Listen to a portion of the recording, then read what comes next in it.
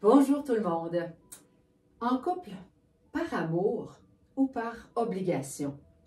Pourquoi tu décides de rester en couple si tu n'es pas heureux?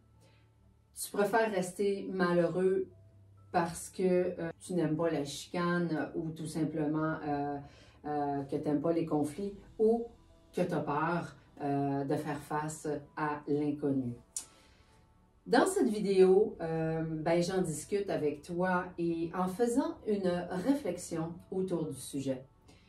Saviez-vous que sur l'échelle des 10 événements les plus stressants que peut vivre un être humain, alors sont les séparations, divorces, qui sont au deuxième rang avec un niveau de stress de 73 % et les séparations conjugales au troisième rang avec un niveau de 63 % au niveau du stress. C'est quand même énorme.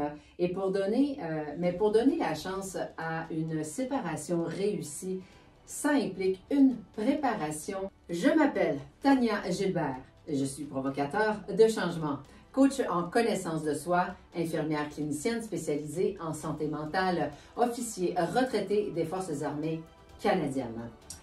Voici quelques fausses raisons. Je reste en couple parce que je reste pour les enfants. J'ai peur de ne plus les voir si je me sépare. J'ai peur de me retrouver seule. Je ne veux pas perdre mes privilèges que j'ai d'être à deux. Je ne veux pas perdre mon confort matériel, voiture, argent, sécurité financière, la maison, le confort. Je vous raconte une mini anecdote. Au moment où je me suis séparée, il y a 10 ans, 2 ans avant, un de mes enfants, ils étaient quand même très jeunes à l'époque, il me mentionne, lui du milieu me mentionne, « Maman, toi et papa, vous ne devriez plus vivre ensemble. » Pouvez-vous imaginer le coup que ça peut donner dans le cœur d'une maman d'entendre ça et que ça fait réfléchir? Pourquoi je ne l'ai pas fait avant, je ne le sais pas.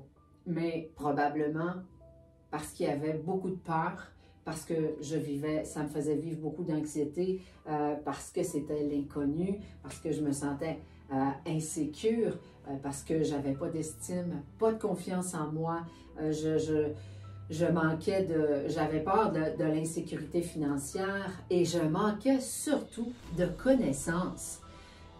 Parce que c'est vrai, là, c'est un moment extrêmement difficile à passer, mais sans doute la meilleure décision que j'ai pu prendre parce que les impacts là, à long terme, ils sont vraiment importants sur les conséquences de continuer une relation dans laquelle on n'est pas heureux.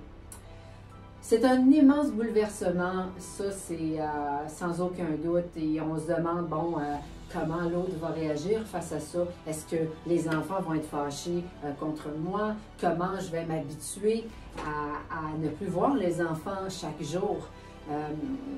On est envahi par des émotions, par toutes sortes de pensées, mais c'est pour ça que souvent, c'est super important d'aller chercher de l'aide avec un professionnel pour bien se préparer et de pouvoir diminuer considérablement le stress, la peur, les doutes, parce que là, on vient en route aussi, là, en cours de chemin, des doutes, puis là, on se demande, j'ai-tu fait la bonne affaire? Je le sais pas, on le sait plus, puis là, on devient tout mêlé. Et mais se faire épauler par quelqu'un qui est neutre, par quelqu'un qui est professionnel, en fait, là, ça donne du courage.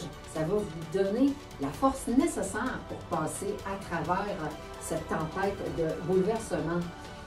J'en parle d'ailleurs dans une autre vidéo que je vous invite à aller regarder. Une séparation, ça se prépare.